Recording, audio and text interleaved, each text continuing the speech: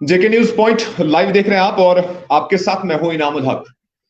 शुमाली जिला बांदीपुरा के BJP party worker और कहें तो किसान मोर्चा के डिस्ट्रिक्ट प्रेसिडेंट भी हैं अब्दुल रशीद खान साहब। इनकी तरफ से कल एक स्टेटमेंट आ गया है और वो स्टेटमेंट जो है वो डेलीवेजर्स के अगेंस्ट इन्होंने दिया है। और कहा क्या है, कहा ये कि डेलीवेजर्स जो भी हैं वो सारे अनपढ़ हैं, इलिटरेट हैं, इन्हें परमानेंट होने का कोई हक नहीं, हरगिज इन्हें परमानेंट नहीं करना चाहिए। और अगर ऐसा हुआ तो ये सबसे बड़ा विश्वासघात होगा उन लोगों के साथ जो पढ़े लिखे लोग हैं। तो ये स्टेटमेंट जब आया, इसके बाद कुछ रिएक्शंस भी देखने को मिले और सबसे पहले आपको हम वो स्टेटमेंट दिखाते हैं, इनका वो बयान दिखाते हैं जिसमें उन्होंने कहा कि डेलीवेजर सारे अनपढ़ हैं, इलिटरेट हैं, बैकडोर एंट्रीज हैं। और इतना ही नहीं, उन्होंने कहा कि अगर इनको परमानेंट किया गया तो मैं सड़कों पर आ जाऊंगा, धरने पे आ जाऊंगा उन लोगों के साथ जो लोग अनएम्प्लॉयड हैं और एजुकेटेड हैं। जरा इनका ये स्टेटमेंट आप देखिए, उसके बाद आपको कुछ और भी बातें बताएंगे। उनको हरगिज परमिट नहीं करना चाहिए। वो लोग जाली तौर लगे हैं, मुझे दिखाए कुछ नोटिफिकेशन के तहत लगे हैं, कौन सा फार्म उन्होंने भर दिए हैं। वो बिल्कुल इलिटरेट लोग हैं, अनपढ़ लोग हैं। तो ये सारा सबसे बड़ा विश्वासघात होगा घाटी में, पूरे इस JNK में। उन लोगों को उन्होंने अप्रोच पे लगाया है। अगर ऐसा हुआ है तो मैं उन जवानों के साथ यहां पे धरने पे बैठूंगा जो लोग पढ़े लिखे लोग हैं, जिन्होंने MTech किया है, जिन्होंने BTech किया है, जिन्होंने PG किया है, B.Ed किया है। उन लोगों के साथ ये विश्वासघात है। तो फिर क्या रहा जंगली राज होने में? फिर ऐसा ही जंगली राज जो पहले चलता था आज के दौर में भी वही हो जाएगा। मैं यहाँ के गवर्नर साहब से इल्तिजा करना चाहता हूँ, मोदी जी से इल्तिजा करना चाहता हूँ, अमित शाह जी से इल्तिजा करना चाहता हूँ कि इन लोगों को अपनी नौकरियों से निकालना चाहिए, क्योंकि ये लोग बिल्कुल जाली लगे हुए हैं। इन लोगों को किसी फार्म पे नहीं लगाया गया है, इन लोगों को किसी ऐसे कंट्रैक्ट पे लगाया है, रिश्वत खा के लगाया गया है। ये ऐसे लोगों के मुंह पे बदनुमा दाग होगा, उन लोगों के मुंह पे बदनुमा दाग होगा जो पढ़े लिखे लोग होंगे। वही लोग बैद में कहेंगे जला दो इन कॉलेजों को। और इनका पूरा स्टेटमेंट आपको सुनाते हैं। ये अब्दुल रशीद खान है, जो बताया जाता है कि ये डिस्ट्रिक्ट बांडीपुरा के किसान मोर्चा बीजेपी की तरफ से प्रेसिडेंट है ये। और हमने कोशिश की थी कि पार्टी प्रेसिडेंट, डिस्ट्रिक्ट प्रेसिडेंट जो बांडीपुरा के हैं नसीर अहमद लोन, उनसे बातचीत करें और उनसे इस स्टेटमेंट के बारे में रिएक्शन जाने, लेकिन उनसे बातचीत नहीं हो पाई। कई कॉल्स हमने उन्हें किए, लेकिन हमारे साथ इस वक्त फोन लाइन पर बराह रास्त मौजूद हैं Kashmir PHE joint employees association के चेयरमैन सज्जाद अहमद परे साहब। सज्जाद साहब, अगर आप मेरी बात सुन पाते हो, क्या आपने इस शख्स का जो बीजेपी किसान मोर्चा का प्रेसिडेंट बताया जाता है, जिला अध्यक्ष बताया जाता है, इनका ये बयान आपने कल सुना जिस वक्त इन्होंने बताया कि सारे डेलीवेजर्स अनपढ़ है, इलिटरेट है, बैकडोर एंट्रीज है, इन्हें परमानेंट होने का कोई हक नहीं? ये सारी बातें आपने तो सुनी होगी। जी इनाम साहब, असल में मामला ये है कि हमें किसी से सर्टिफिकेट लेने की जरूरत नहीं है। इसमें कितने लोग इलिटरेट है, इसमें कितने लोग हाईली क्वालिफाइड है, इस बेचारे को मालूम ही नहीं है। एक्चुअली यहाँ पे कुछ लोग ऐसे भी है जो सस्ती शोहरत को हासिल करने के लिए कुछ भी बोल देते हैं। उनको लगा कि डेलीवेजर्स, कैजुअल लेबरर्स का जो मामला है ये एक ह्यूमन इशू बना हुआ है, सोशल इशू बना हुआ है। इस पे अगर हम बात करेंगे तो हमें मुफ्त में पब्लिसिटी मिलेगी। असल में अगर हम देखेंगे यहाँ का डेलीविजन, यहाँ का कैजुअल लेबर ऐसे डिपार्टमेंट में नहीं आया है। इनकी एक कुर्बानी है, इनकी एक हिस्ट्री है। हम देखेंगे 94 में जब यहाँ के ब्यूरोक्रेट्स, यहाँ के पॉलिटिशियंस स्टेट से बाहर जा रहे थे, यहाँ की गलियों में रक्स कर रही थी, गोदियों के साए में हम लोगों ने काम किया। तो उस वक्त कोई भी ब्यूरोक्रेट, कोई भी सियासतदान यहाँ पे नहीं, बल्कि बाहर की रियासत में कयाम पजीर थे। तो उन हालात में हमने यहाँ की आवाम की खिदमत की है। उन हालात में भी हमने यहाँ की आवाम को अकेले नहीं छोड़ा, उनकी खिदमत की है, उनकी बेलूस खिदमत की है, उन तक पानी पहुंचाया, उन तक बिजली, हॉस्पिटल में खिदमत की है।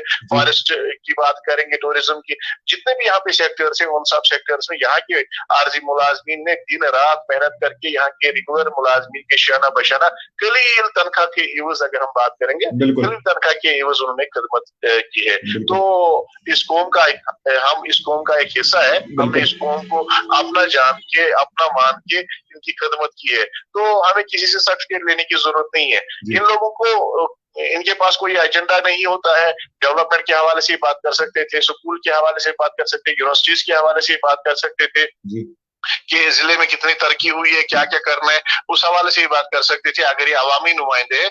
लेकिन ऐसे लगता है इनकी बातों से ये लगता है कि इनके पास तमीर तरक्की के हवाले से कोई प्लान ही नहीं है, कोई एजेंडा ही नहीं है।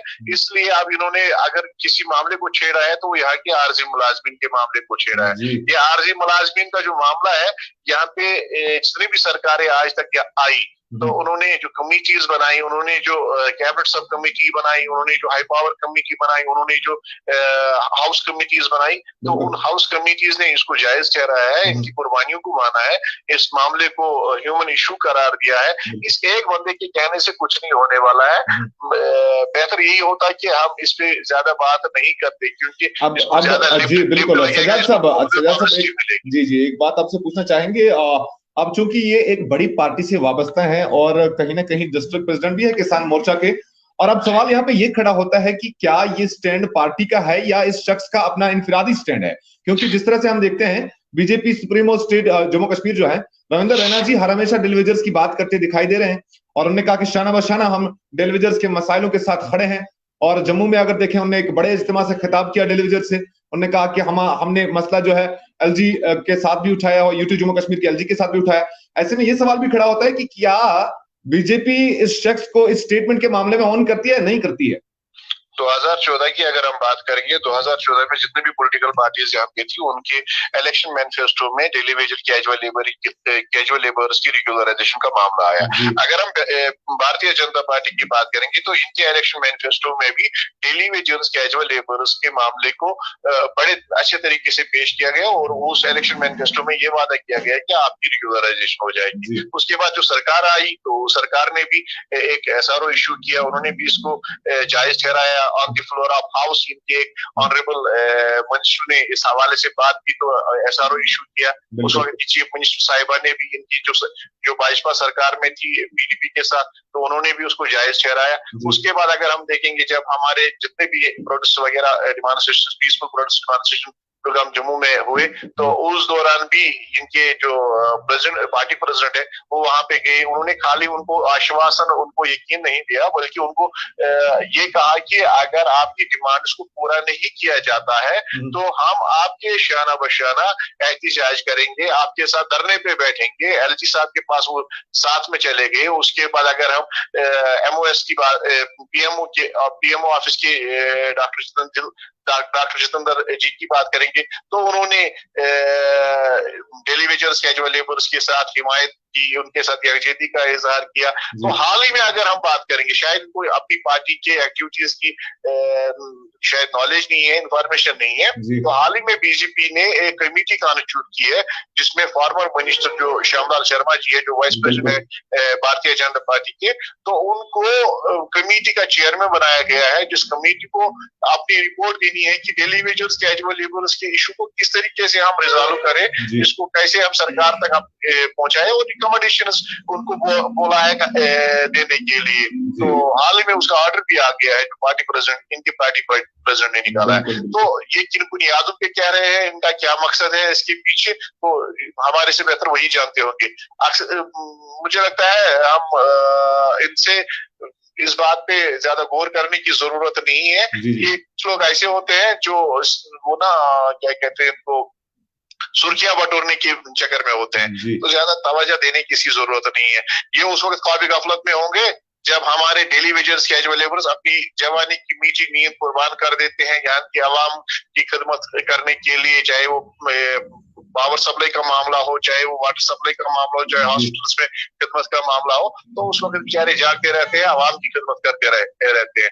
हम आवाम की खिदमत करते आए हैं और करते रहेंगे जब तक हम इसमें सर्विस में हैं, करते रहेंगे। इनकी बातों से हमारे जो सर्विसेज है उन पर कोई असर नहीं पड़ेगा। तो आखिर पे मैं इस भाई से ये गुजारिश करूंगा कि वो पहले हमारी जो हिस्ट्री है, जो डेली वेजर्स कैजुअल लेबर्स कैसे डिपार्टमेंट्स में आए, तो इनकी क्या कुर्बानी है इन्होंने, या अगर हम बात करेंगे यहाँ के क्या कहते हैं इनको ब्यूरोक्रेट्स की, यहाँ के रेगुलर एम्प्लॉयज की, यहाँ के पॉलिटिशियंस की, तो उन सबको यहाँ के सरकार की तरफ से, यहाँ के सेंट्रल स्पॉन्सर्ड स्कीम्स की तरफ से अच्छा खासा फायदा मिला है। सिर्फ एक ऐसा तबका है जिसने अपना सब कुछ कुर्बान करके यहाँ के आवाम की खिदमत की है। यहाँ की गवर्नमेंट को चलाया है, वो है यहाँ का टेलीविजन, यहाँ का कैजुअल लेबर जो कलील तनख्वाह के एवज वो काम अंजाम दे रहे हैं, जो काम यहाँ का रेगुलर एम्प्लॉयज 50-60 हजार के एवज अंजाम दे रहे हैं। चलिए सजाद साहब, बहुत बहुत शुक्रिया हमें वक्त देने के लिए और थोड़ा सा रिएक्शन देने के लिए। बहुत बहुत शुक्रिया हमारे साथ फोन लाइन पर ज्वाइन करने के लिए। तो सजाद अहमद परेज साहब जो Kashmir PHE joint employees association के चेयरमैन है, उन्होंने थोड़ा सा रिएक्शन जरूर दिया इनके इस बयान के बाद। जो अब्दुलरशीद खान साहब है, बांडीपुरा जिला से ताल्लुक रखते हैं और बांडीपुरा में ही बीजेपी के किसान मोर्चा के प्रेसिडेंट बताए जा रहे हैं, और इन्होंने कहा कि ये कुछ लोग होते हैं जो सुर्खियां बटोरने की कोशिश कर रहे हैं ऐसी बातें करके। बच्चे इन्होंने अपने डेलीवेजर्स की कुर्बानियां जो है वो गिनवाई। दर हकीकत 60,000 से ज्यादा जो डेलीवेजर्स इस वक्त जम्मू कश्मीर के अंदर है, वो कई हम यूं कहेंगे कि सालों से स्ट्रगल कर रहे हैं अपने जॉब को लेकर, अपनी जॉब सिक्योरिटी को लेकर। और हाल ही में अगर देखें तो बीजेपी की जानिब से भी, और खासतौर पर बीजेपी के जो जम्मू कश्मीर के जो चीफ है रविंद्र रैना जी, उनकी तरफ से काफी हिमायत या इजहार हमदर्दी जो है हम कहेंगे वो जताई गई डेलीवेजर्स के साथ। लेकिन ऐसे में इस तरह का बयान आना यकीनन अपने आप में जो है हम यूं कहेंगे कि माने रखता है। इस लिहाज से है क्योंकि सुर्खियां बटोरने की जब बात होती है तो ये बात तो सुर्खी बनती है जब उन्होंने कहा कि डेलीवेजर्स सारे अनपढ़ हैं, बैकडोर एंट्रीज है, परमानेंट होने का कोई हक नहीं बनता इनको, कौन सी नोटिफिकेशन के तहत ये लगे हैं। और इन्हीं के कमेंट्स के साथ आपको हम छोड़े जा रहे हैं। जरा इनके कमेंट्स आप आखिर पर फिर भी सुन लीजिए कि किस तरह का बयान उन्होंने दिया, और आप देखते रहिए जेके न्यूज़ पॉइंट। मुझे दीजिए इजाजत। उनको हरगिज परमिट नहीं करना चाहिए, वो लोग जाली तौर लगे हैं। मुझे दिखाए कुछ नोटिफिकेशन के तहत लगे हैं, कौन सा फार्म उन्होंने भर दिए हैं, वो बिल्कुल इलिटरेट लोग हैं, अनपढ़ लोग हैं। तो ये सारा सबसे बड़ा विश्वासघात होगा घाटी में, पूरे इस JNK में उन लोगों को उन्होंने अप्रोच पे लगाया है। अगर ऐसा हुआ है तो मैं उन जवानों के साथ यहां पे धरने पे बैठूंगा जो लोग पढ़े लिखे लोग हैं, जिन्होंने MTech किया है, जिन्होंने BTech किया है, जिन्होंने PG किया है, BEd किया है, उन लोगों के साथ ये विश्वासघात है। तो फिर क्या रहा जंगली राज होने में? फिर ऐसा ही जंगली राज जो पहले चलता था आज के दौर में भी वही हो जाएगा। मैं यहाँ के गवर्नर साहब से इल्तिजा करना चाहता हूँ, मोदी जी से इल्तिजा करना चाहता हूँ, अमित शाह जी से इल्तिजा करना चाहता हूँ कि इन लोगों को अपनी नौकरियों से निकालना चाहिए, क्योंकि ये लोग बिल्कुल जाली लगे हुए हैं। इन लोगों को किसी फार्म पे नहीं लगाया गया है, इन लोगों को किसी ऐसे कॉन्ट्रैक्ट पे लगाया है, रिश्वत खा के लगाया गया है। ये ऐसे लोगों के मुंह पे बदनुमा दाग होगा, उन लोगों के मुंह पे बदनुमा दाग होगा जो पढ़े लिखे लोग होंगे। वही लोग बाद में कहेंगे जला दो इन कॉलेजों को और स्कूल